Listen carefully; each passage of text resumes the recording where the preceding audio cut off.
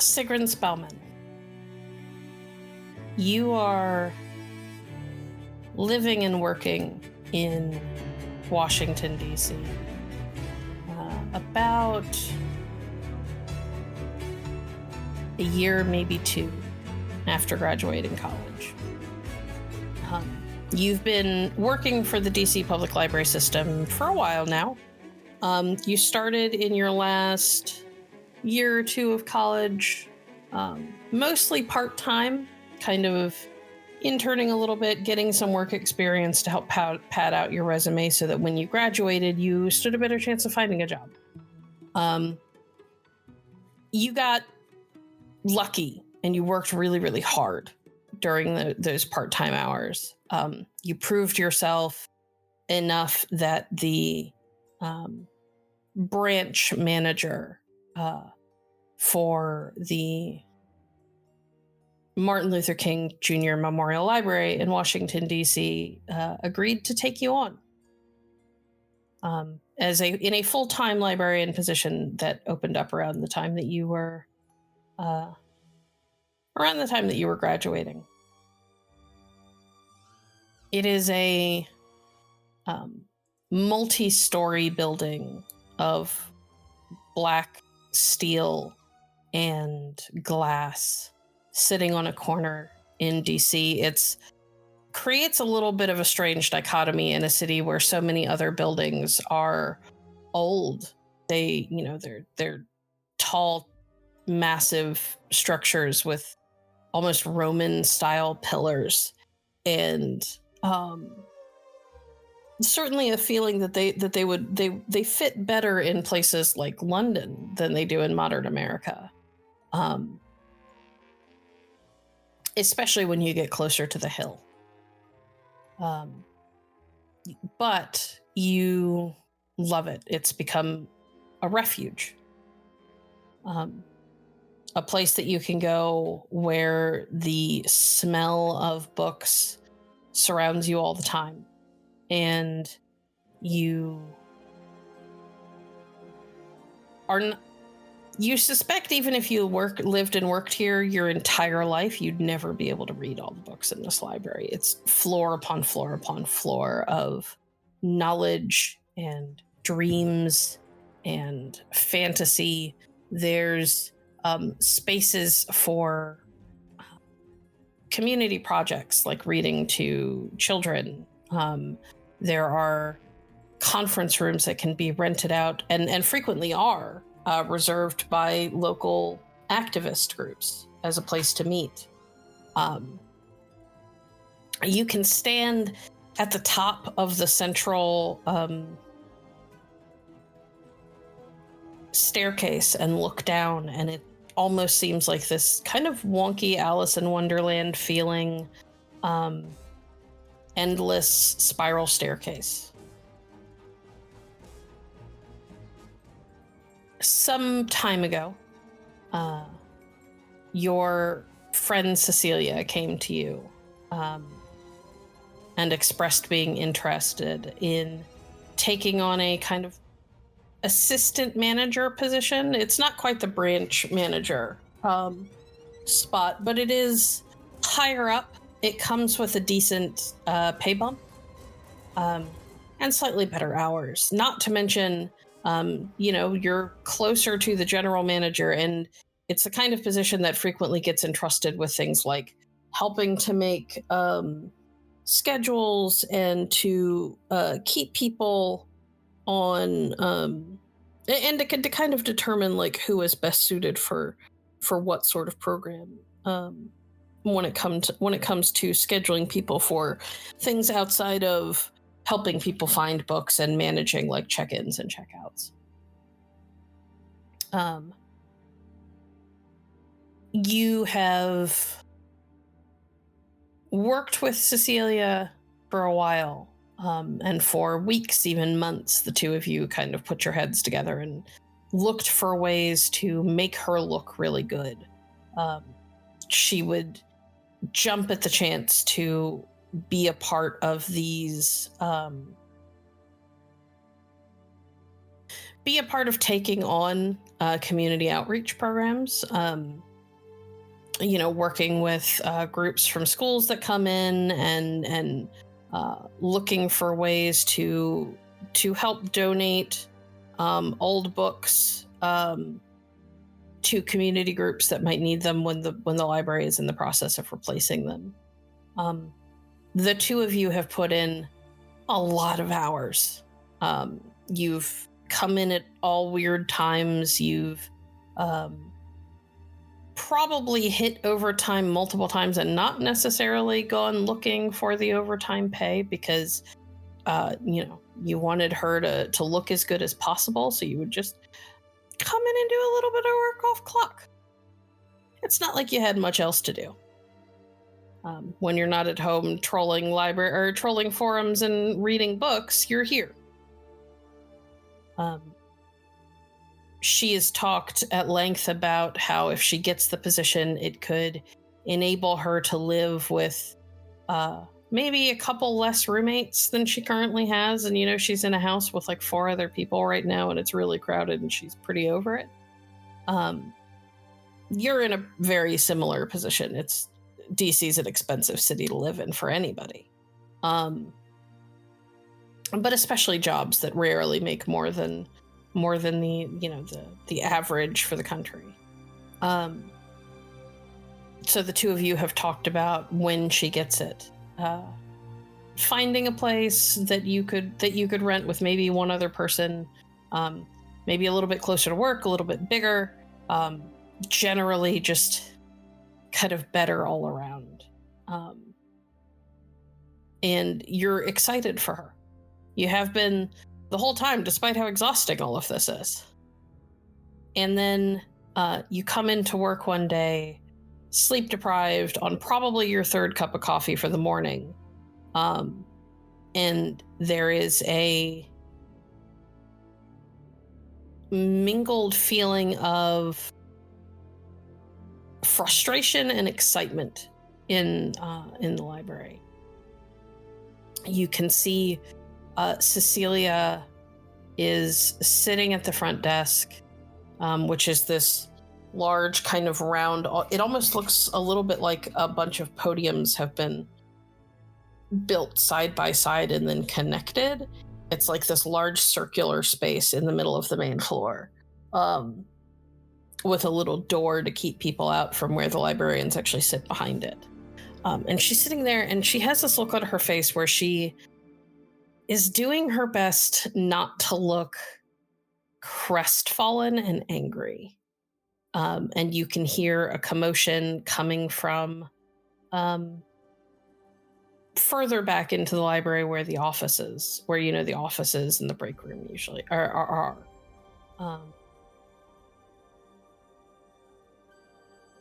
And as you're standing there kind of watching her and listening to what sounds at least a little bit celebratory and excited coming from nearby, you hear the clop of horses' hooves outside.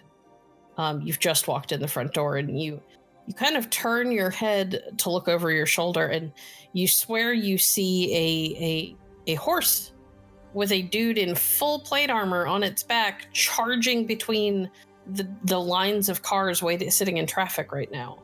But when you turn all the way to look, there's nothing there, and nobody passing by on the sidewalk or inside near the windows seems to have seen anything.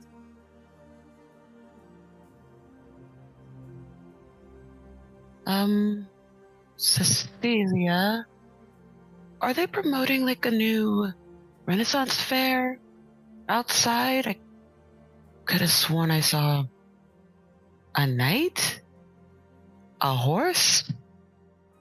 Did you just see that? No. Have you had enough sleep? Hmm. What would be the best way to answer that? No. But I know, you know what?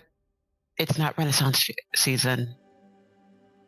I don't know. Maybe I was just tired. Are you okay? Oh, yeah. No, I'm fine. It's just been a long morning, and I just got here, so. I know I'm sleep deprived, but I know when you are holding something back. What happened?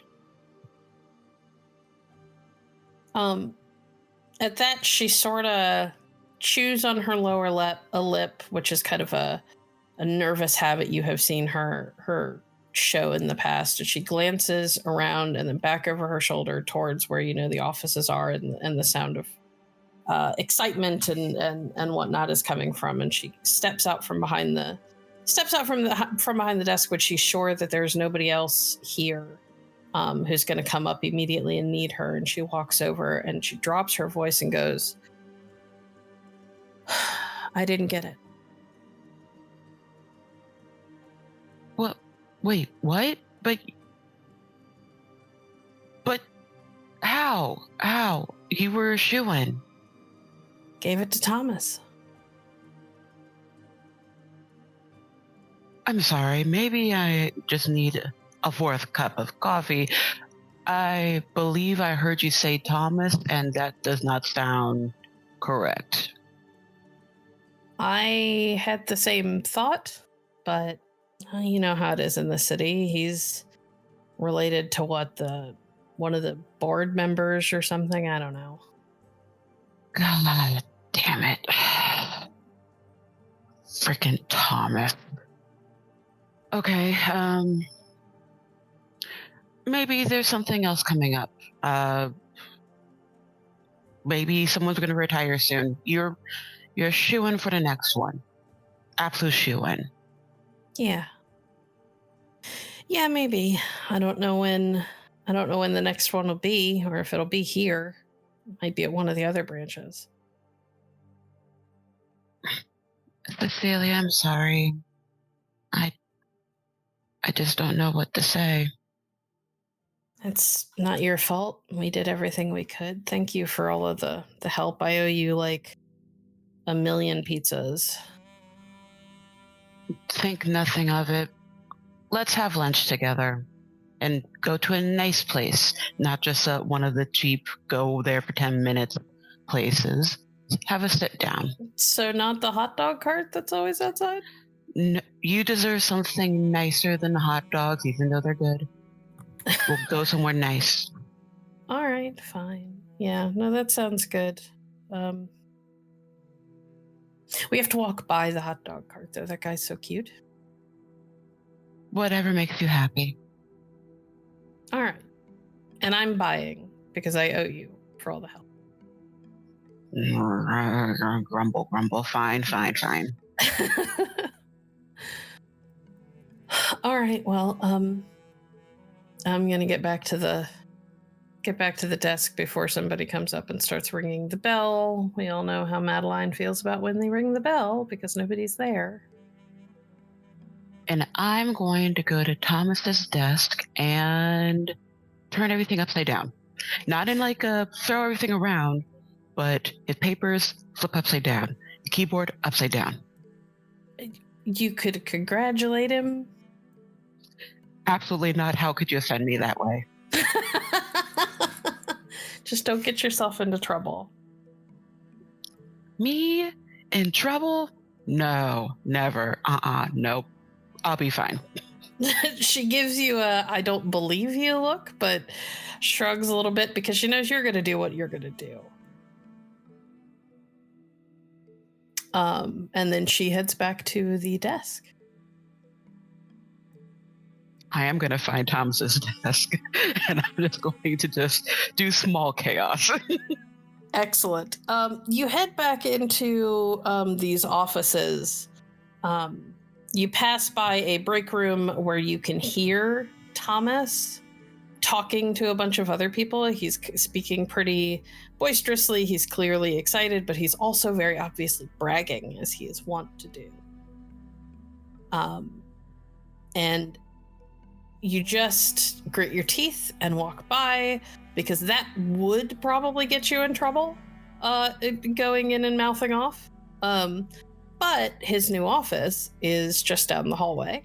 And it looks like he came in and has already set up a lot of his stuff, because it's not just like the basics on his desk now. It's, he's got picture frames and a cup with all of his pencils and pens in it. He's got a little nameplate that you're pretty sure he made for himself, or was gifted to him by whatever uncle or grandfather, whoever it is that he's related to on the board.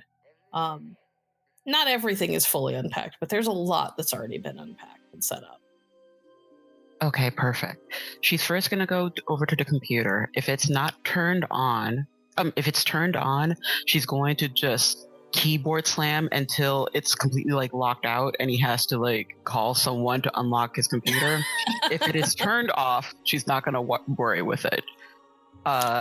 It is on. You are able to incorrectly Wonderful. put in passwords 10 times and it locks you out. Yes, wonderful. Then she's going to go to the picture frames and flip them upside down. She's going to take the pens and put them in someone else's office. She's going to move papers in the incorrect order. I love that. And flip them upside down, I assume. And flip them upside down, because of course. Perfect. You turn Thomas's room into a place that looks normal at first glance, until he sits down and really looks at it, and then he'll realize that everything is upside down, or 3 inches to the left from where it should be, or it's completely gone, and that he can't get into his computer. It's going to be a long morning for Thomas on the phone with IT. And you've had to deal with the folks at IT for the system. They are overworked, underpaid, and kind of grumpy on the best days. So the fact that he is going to be calling them with something as dumb as being locked out of his own computer is going to eat up a good chunk of his first morning. Out of just feeling bad for the IT department, she is going to go to the office of the person who's probably going to be speaking with Thomas, and just leave a gift card for fast food just under the desk, under the door. Don't think about it, but I'm sorry in advance. Yeah. So for the previous Christmas, you got a $10 Starbucks gift card, and it's just been in your purse this whole time. You've never used it because you prefer one of the local places that just always tastes better. It is a little bit more homey. Not to mention way cheaper. And you pull out the gift card, you slide it under the IT department's office door. They're not in yet, but they will be soon. So that'll be a nice surprise. Yep, and then she'll just go to her desk and start her work. Excellent. You make your way into a space that is a little less private office-y and a little bit more like a dugout. You're not in cubicles, but it's basically all of the lower tier staff at the library are all in this all have spots in this extra office. Everybody has their own desk, but you all share a large space. Make your way over, and it's empty for the moment. Most people are either out on the floor dealing with returns, or they haven't come in yet, that sort of thing. And you sit down and you're kind of unloading stuff that you took home for the night or whatever, and you hear what you are sure is a whole conversation happening behind you in a language that you can't quite understand. I think she's gonna look around for it, but it's the thought of, oh well, I live in DC. People speak in their native language all the time, and I'm not going to bother them about it. So, not going to be too invested.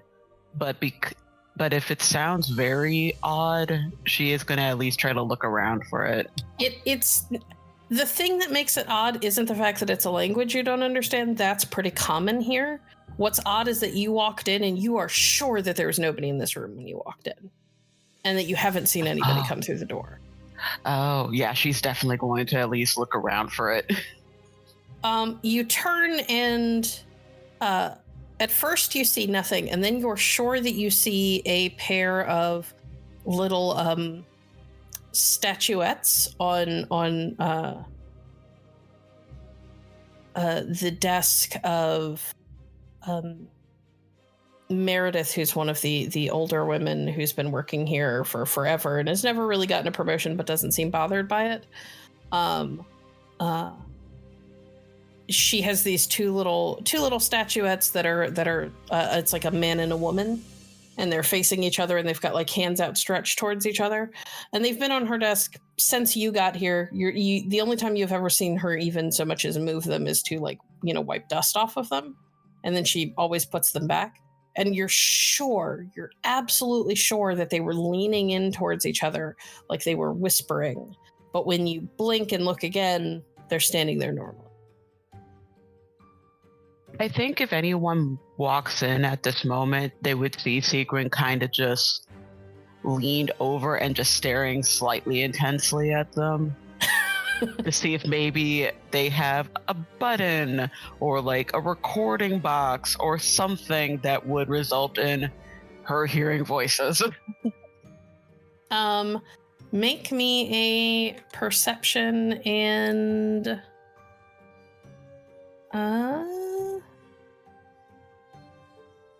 just make me a perception check. In order to use the bot that we use, you're gonna type / dice roll. Put in your however many dice you get. The difficulty is 6.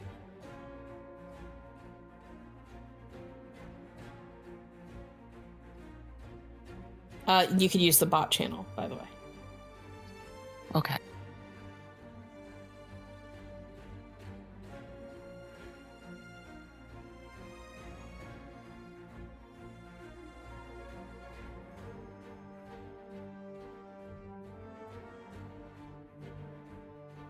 Oof. Okay.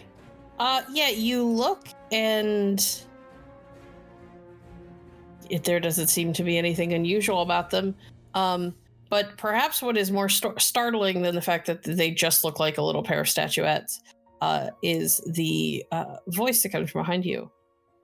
Morning. Sorry. Morning.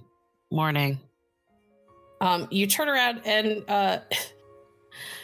it is Jacob, who is one of the temporary intern guys. He's doing a lot like what you did when you were going to college. Are you okay? Apparently, it's a lack of coffee and sleep. Sorry. Or maybe too much coffee? What cup is that? It is more than one. And that's all I'll admit to. Not enough sleep, too much caffeine? Maybe I should switch to tea. I have been considering tea. Probably a good idea, though. Make sure that it doesn't have as much caffeine in it, or any, really, if you're going to have coffee first thing in the morning. Okay, yeah. Sorry. No, it's okay. You all right, though? Yeah, just... It's a weird day. It's so weird. Did you hear that Thomas got promoted? Know. Yeah, I did. He's done nothing but brag for the past hour. Absolutely gross. I think that's just throwing me off my vibe. I came in here, sensed that everything was off, found out about that, and everything is still off. Well, I hope it gets better. Maybe he'll take a long lunch like he tends to, and things will be normal for a few hours. We can only hope. If I don't have to see his face, I will consider that a good day. Yeah, same. He goes over to his desk, grabs a file. You know that he's been part of working on a recent a recent project. Your understanding is that there has been a partnership with the London Library, and between the London Library and the Library of Congress, where they are like exchanging books. It's kind of one of those silly, lame international gift exchanges that countries do every so often, to show that they're still friends, but what's being traded kind of makes no sense, or isn't all that important. Yeah. Happens a lot here. But everybody's a little bit excited about this one because even though to most of the populace this isn't a big deal, this sort of thing wouldn't be a big deal. It is it's a big deal for the library systems throughout the country, because what is happening is that they are exchanging a large number of books, and then those books, at least here in the US, are being distributed to library systems who need help or are just struggling a little bit. And DC, while semi well funded, is not one of the best funded places in the country, being that it's a city project. So you guys know that you are getting a pretty hefty order, and he has been helping to kind of not necessarily add stuff to the system, but kind of go through the list that they think they're going to be getting, to try to figure out what books are being taken off of the shelves, because there's only so much space. And that's pretty common in libraries. New books come in, old books get like donated or sold or whatever. And that has been like his big tedious chore lately as he's working on that. You continue on through your day. You have a lovely, lovely lunch with Cecilia. You end up going to a really nice, funny enough pizza place, but it's like a sit down, nice restaurant. An odd thing happens during lunch where you are sitting there having a conversation and they've got music playing over the speakers. And you are sure that the song that you have heard 1,000,000 times, that there is something wrong with the track that is being played, because you're sure that you are hearing chanting woven in with the music in a way that you've never heard before. But when you ask Celia about it, she doesn't know what you're talking about. And when you try to listen for it again, it's not there.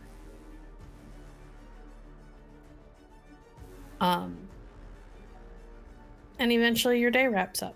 And that's kind of how most of the next week goes. There's occasionally something that you see that when you look twice, it's gone, or you hear, but you can't place the source of. Things seem to move, but when you look at them again, they're right where they always were. And you're starting to get pretty certain that you need to be like, you need to sleep more, drink way less coffee. And then the day comes that the book exchange has happened, and you are scheduled for one of those late shifts that you signed up for to try and help Cecilia get her position.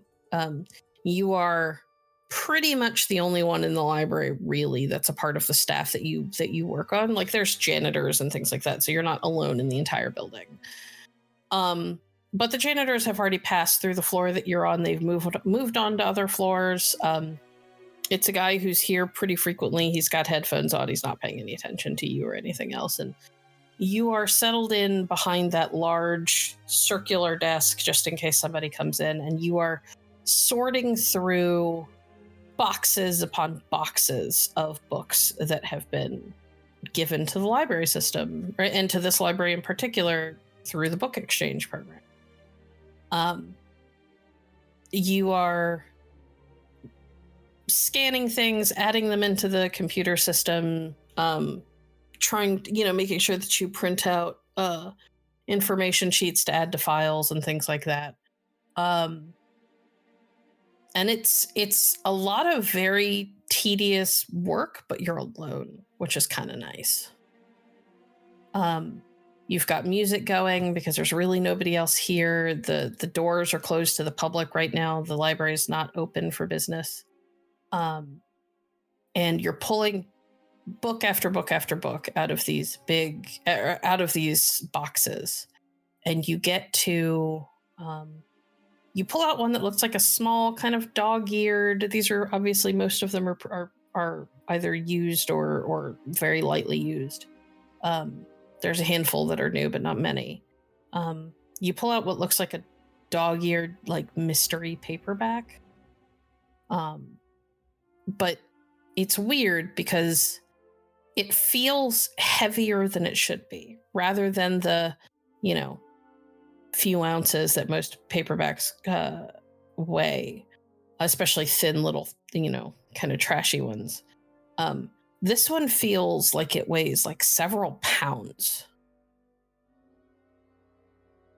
And it takes effort to lift it out of the box. And what's stranger is that the cover, that kind of wax covered paper that paperbacks tend to have, it feels leathery under your fingers.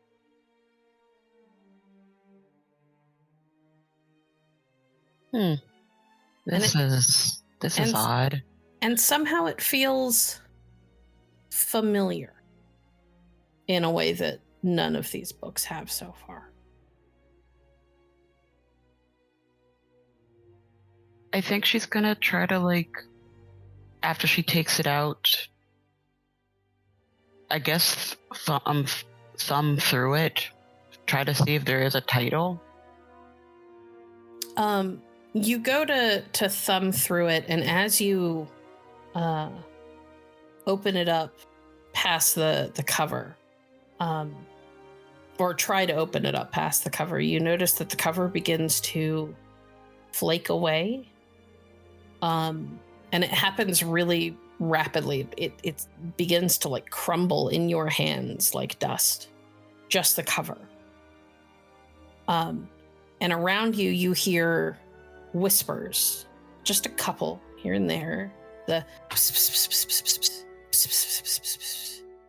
and then it gets more and more. There's a ton of people around you talking. You can hear things moving around you. The lights above you start to go kind of dim and dark, and that should freak you out, but somehow you realize as that happens that your eyes were aching from the light, just normal lights around you. And when they dim, it feels better. And you can see just as well, if not better.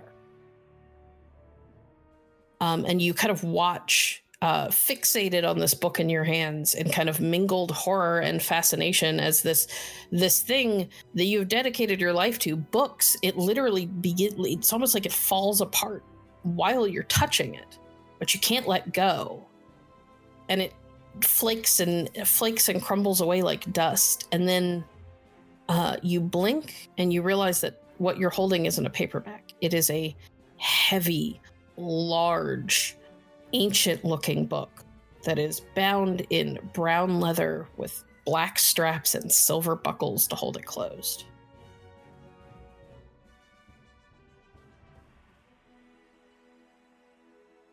Did I mess this book up? Oh, I hope no one saw that. Oh, no.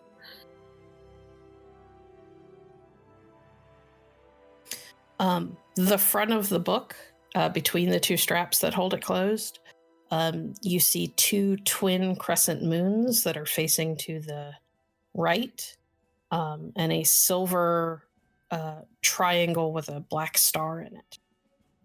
It's nothing you've ever seen before, but it is worked into the leather, embossed in it.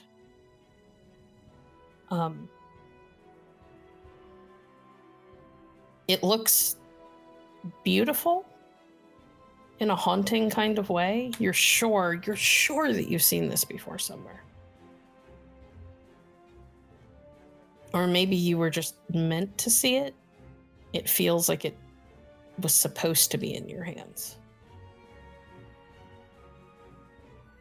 I think there is a moment where, with the cacophony of sound and the dimming of the lights and the flaking away, I think Sigrun, her only thought was, oh no, a book is breaking apart and I'm the cause of it. And that was her primary focus. But now with this new reveal that happened, she's going through several thoughts of, I want to take this book, but I also don't want to touch this book because what if I break it again?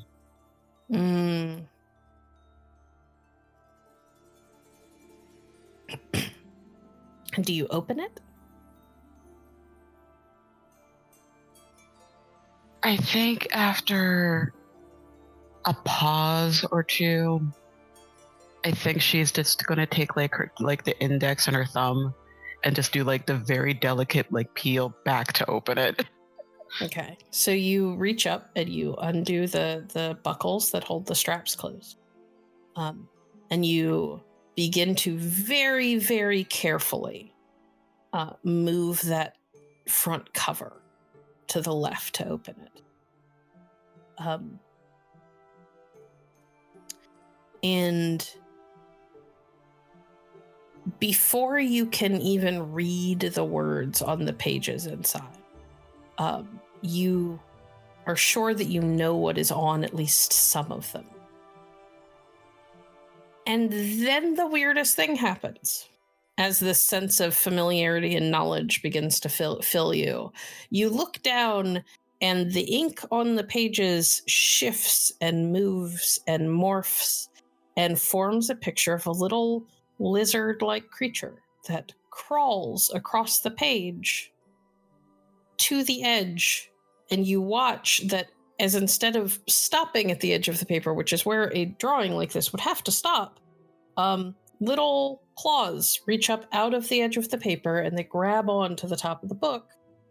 And this creature peels itself up and off of the page and jumps onto the floor.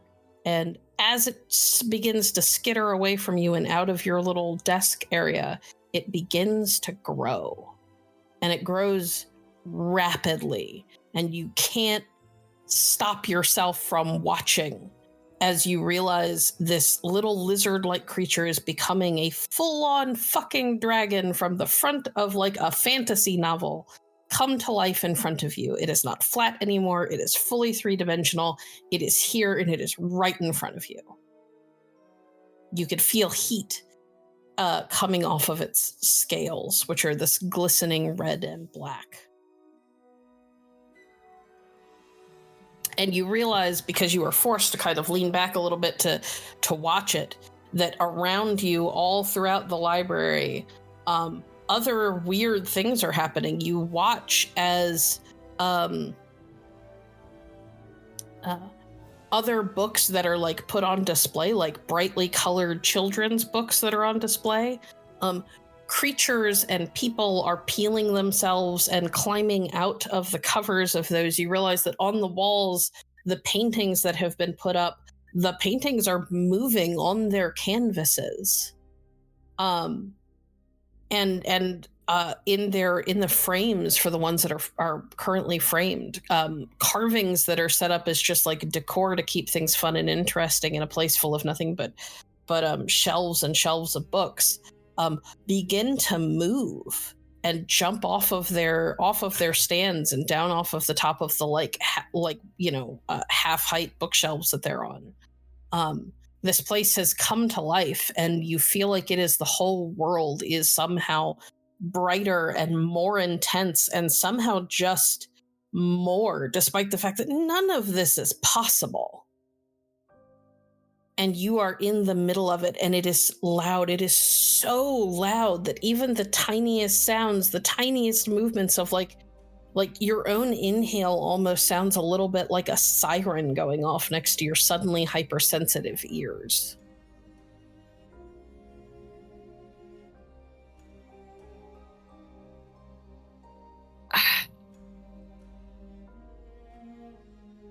I think, Sigrun is watching all this happen, and she doesn't know I think she's just kind of frozen in that spot because there's the instinct of this is weird. I'm registering that it's weird. I should not be in this weird, and I should go home. I think I should just go home. But she just can't look away from it. So it's the fight or flight type of mentality, or like the flight or freeze mentality right now. Okay. You have this moment where you're like, I should get up. I should get up. I should go. I need to get away from this. This isn't normal. I'm going to go home. I'm going to sleep. I'll wake up and it'll all be fine in the morning. Because there is that part of your brain that is like, none of this could be real. And then there is the part of your brain that has been steeped in literature and everything from modern mystery to isekai-ish stories where you get sucked into fantasy worlds where you're like, oh my God, it's all finally coming true. It's happening to me. There is your eyes, which have been taking in all of the things happening around you, turn back to that dragon, which has become very large, and you are sure should be knocking everything over around it. Like, you watch as it barely moves in a way that doesn't knock over like a whole shelf of books. And it has crawled its way around that kind of circular desk area that you're in to be behind you. And you watch as its mouth opens and you can see a spark of like light at the back of its throat. And then it roars at you. And where you might have just been going, I should just go home and go to sleep, you are suddenly filled with like abject fucking terror.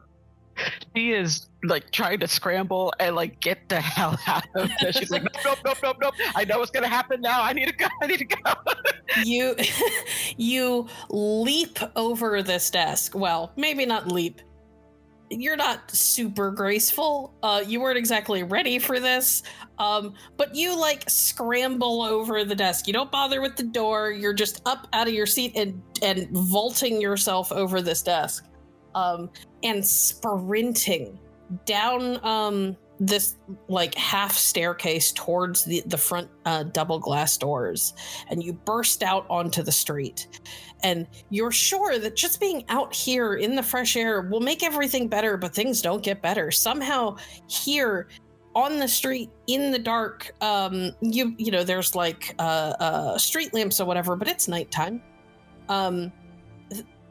Somehow the world seems more alive, more grand, and more impossible.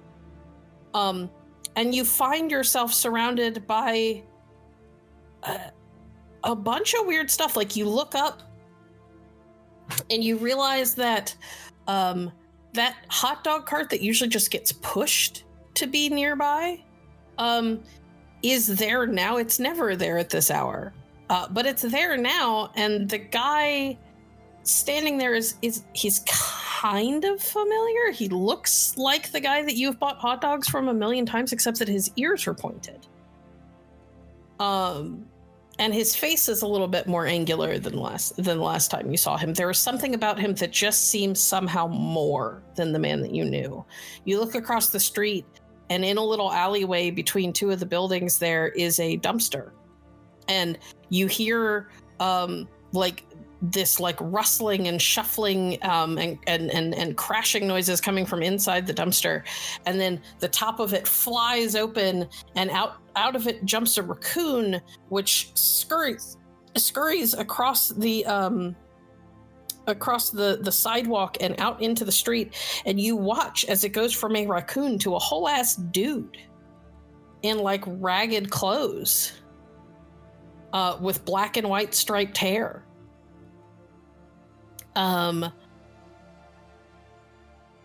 You see a woman with kind of brown skin that is dotted with freckles, but the freckles are in shades of green and gray. And she's got these beautiful braids with like beads woven into them. And she looks She is short, and looks almost matronly. And you can feel this sense of like energy and power and raw creativity that is kind of pulsing through the world around you. And you realize after a moment, as you're watching these people who are all very intently watching you, and you can see more and more people coming in from various directions, you realize that you think that all of that energy and raw creative power might be coming from you. It feels like it is. And it feels like they're being drawn to it. And you open your mouth to say something to one of them. And then you don't see any of the things that you saw before. Your vision goes blinding white for a minute. And then you begin to see flashes of images. You see a medieval castle, which flickers, and then you see the Smithsonian castle with its red brick for just a split second, and then it's a medieval castle before.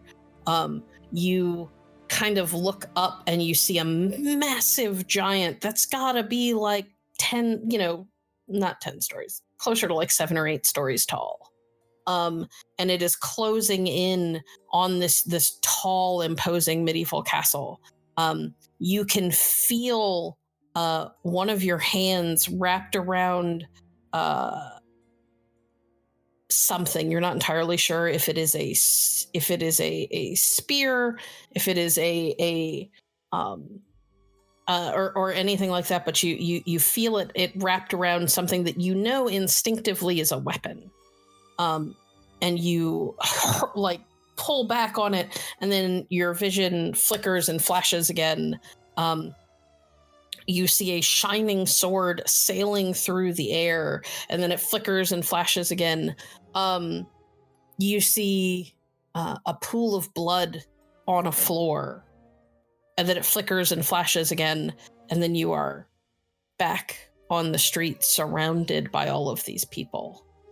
And there are more than there were before. There is a tall man with blue skin and almost with blue skin and a large, like, looks like a 2-handed sword strapped to his back. You see a slender woman who couldn't be more than 5'8", 5'9", with with very delicately boned features and upswept ears, and dark hair, who's standing there, and they're all around you, and you can hear the dragon roaring inside of the library behind you.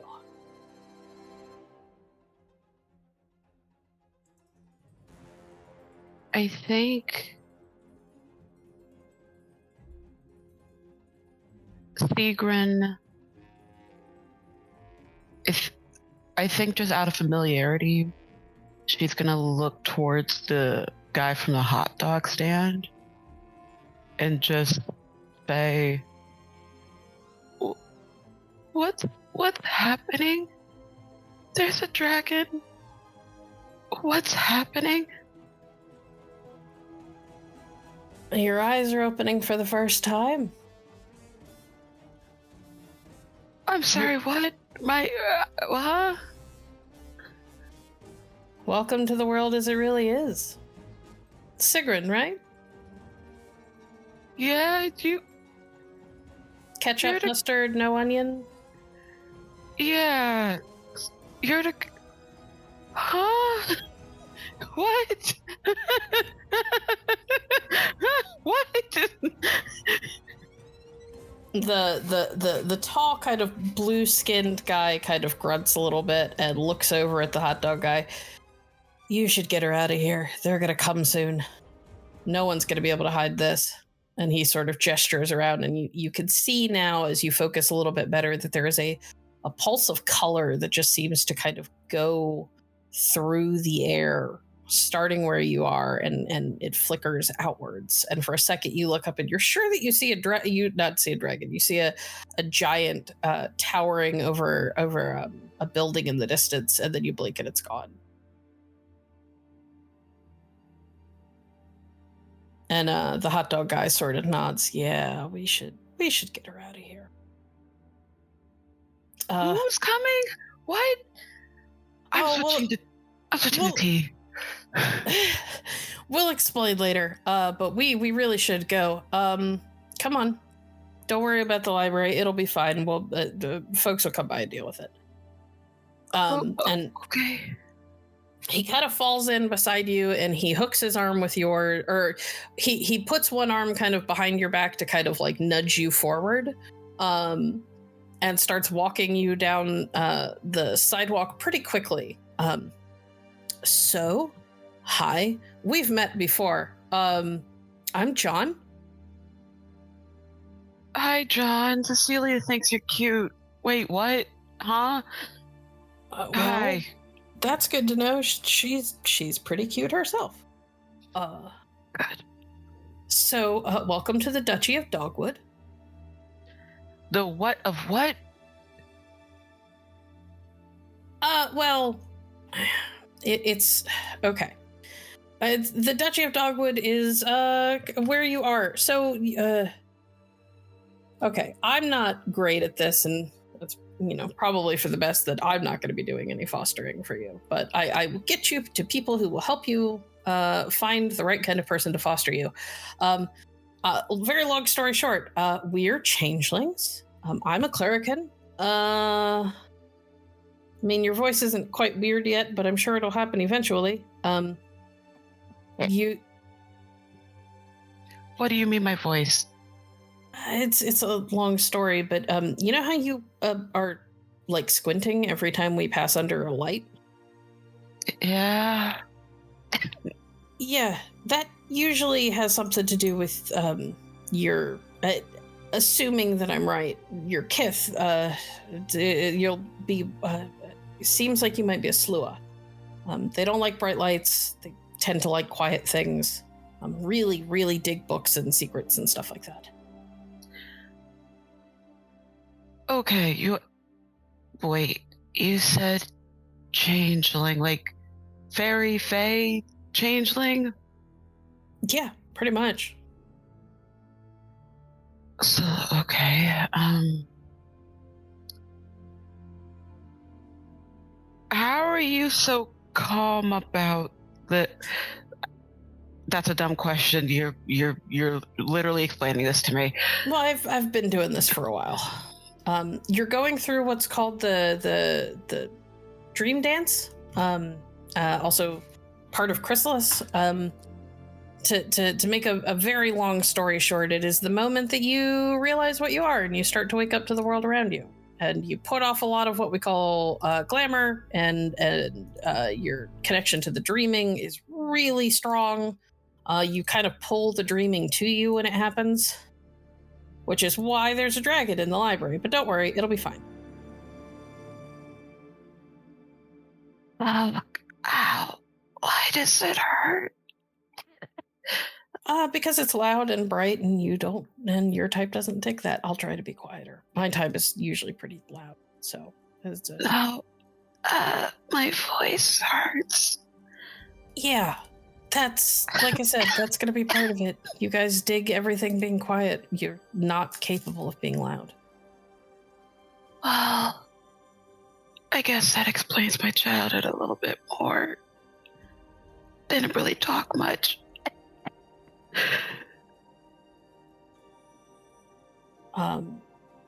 I hope it's not too bad.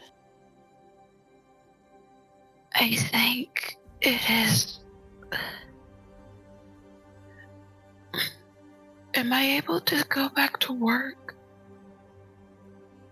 Maybe. It might not be easy. Might be a good time for us to start. Wow, for whoever's fostering you to help you find a place that's a little more friendly, or at least hours that are a little bit more friendly to your particular preferences. You keep saying fostering. I'm an adult. I don't. Yeah. I have parents. Are they my parents? Are they still my parents? Are they still my parents? Yes, they're still your parents. That's not how this works. to make a very long story short, we used to be able to have our own bodies, and we kind of can't now, and so we found a way to marry our souls to mortal souls, so we get reborn. Your parents are still your parents. Your mom still gave birth to you. None of that changes. Nobody stole you and placed something new in your cradle or anything like that. Okay. You're still you, just more. Okay. Fostering, it happens to all of us when we go through our chrysalis. Somebody steps up to foster us, and in your case, because you're already an adult, it's a little bit more like a mentorship than a proper like take you in like a kid and raise you fostering. But it's their job. Whoever is fostering you, it's their job to like introduce you to the world and what we are and teach you how to survive. And the whole reason why we're moving right now, and why that big blue guy was so concerned, is because there are people who don't like us and hunt us. So, fostering helps teach you the rules on how to exist in our world, but also helps keep you safe until you can keep yourself safe. Okay, this is looking to be a very, very, very silly question. Yeah. So I'm assuming this is not actually a dream and this is happening in real life, like right now. I can accept that. I kind of... Well, it is kind of a dream, but it is also real. Okay. I guess the main question is, if changelings are a thing, does that mean werewolves and vampires are a thing? I don't know how much of all of that is real and how much isn't. Okay. I know that there are things that are not us that are out there, and they like to kill. Some of them like to kill us. Okay, got it. Yeah, okay. But we're really good at hiding. So. Okay. Unless we're going through what you go through right now, which is why we're moving and not, finding a single place to be. This is the worst puberty I've ever experienced. Is this basically puberty? Like very rapid, changeling puberty? Think of it more like a form of enlightenment. I've read a decent amount of books about people going through enlightenment. I don't think it's supposed to be this changing. Most of them aren't. Most of them are written by humans who kind of don't know what they're talking about. Okay. But there are also different kinds of enlightenment, Ours is like somebody turned the lights on and the world suddenly makes sense. Or doesn't make sense until it does. I suppose that's fair.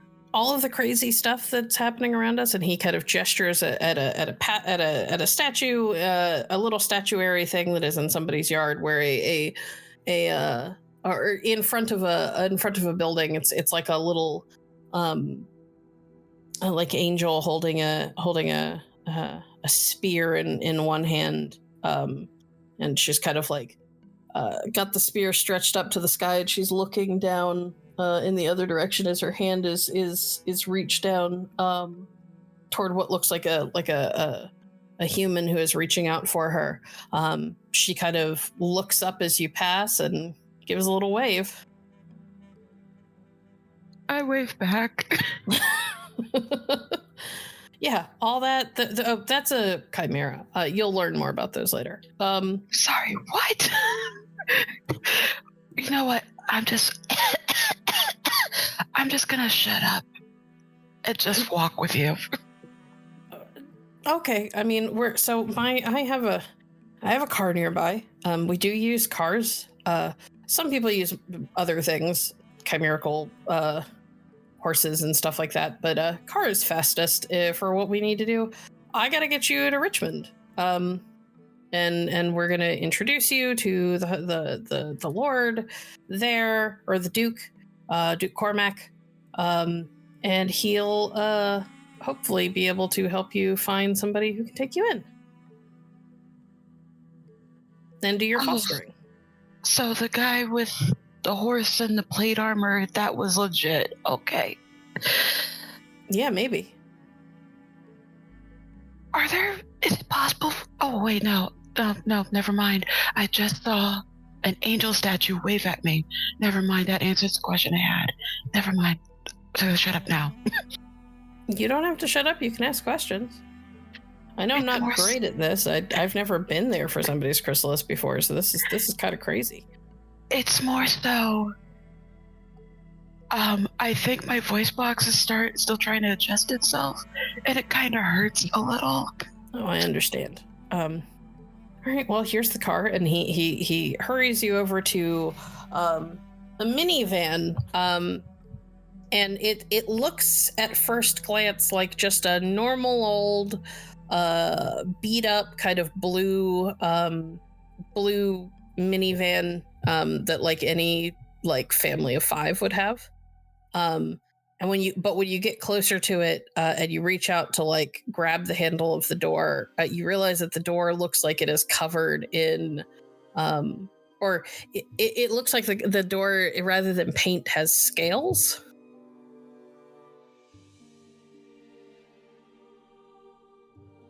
Just slow blinking this entire time. Just like, okay, just letting this is happening. I'm accepting this is happening. Come on, we gotta go. And he like opens the door for you and like urges you inside and slams it closed, and then runs around to the front of it. And the inside of the van is like nothing you've ever seen. There are dials and knobs and levers and all sorts of things. It is like being in like what people who drove like Ford Model Ts might imagine like a hyper realistic car to look like, but a hyper realistic car is unlikely to have quite this much accoutrement in it. But he hits like several buttons and flips some switches and pulls back on a lever, and the van kind of rumbles to life around you, and it feels almost like a living thing. And as he pulls out into traffic, it gives a little like bang backfire thing, which makes your ears ring. Sorry. My friend's a knocker, and he made it, and it's really cool. I don't need normal gas, but it can be a little loud if it decides it's gonna backfire, and it always smells a little bit like and he kind of takes a deep breath, like licorice in here. I've never figured that one out. You had a friend make a car. Is that compliance with the laws of DC? I mean, mortals see what they want to see, and he pulls out onto the street as he begins to pull through the streets of the city. Fair enough. Don't worry, we'll be fine. You'll be fine. We're gonna get you somewhere safe, and the Duke will know what to do. He'll get you somebody to do your fosterage, and you'll figure out what you're good at. Great. I'm just gonna close my eyes and just vibe, I guess. Okay. I'll keep the music off. You keep wincing anytime anything loud happens, so. And I think that as the two of you drive through the city, turning towards Richmond, the whole the whole world around you somehow more real and more intense than anything you could have imagined, and impossible at the same time. We are going to wrap it up there.